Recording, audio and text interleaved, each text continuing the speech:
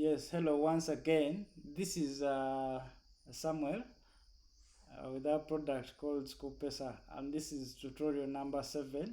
In our recent tutorial, last tutorial, we added the stuff. So in this tutorial, it should be simple. We are just going to assign a pin or password to this stuff.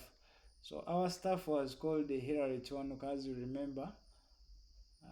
So we are going to assign a pin or password to Hillary Chiwanuka. So we shall go to our dashboard and we shall see the stuffs we have.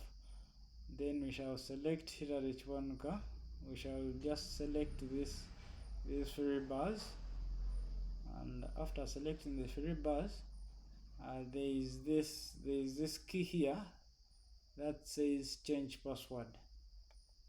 This is one we are going to use to assign a password to here H1K. So this is simple.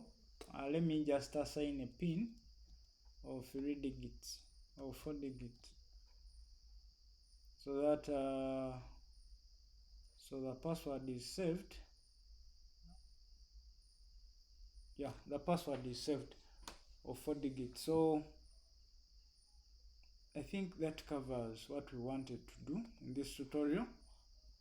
We have allocated a password to the stuff that we created to here H1K. Thank you, and see you in the next tutorial. So in our next tutorial, we are going to assign a subject to Mr. Hillary Chiwanuka.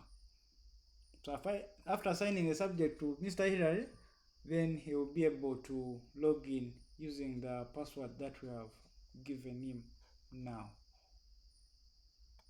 So thank you and bye.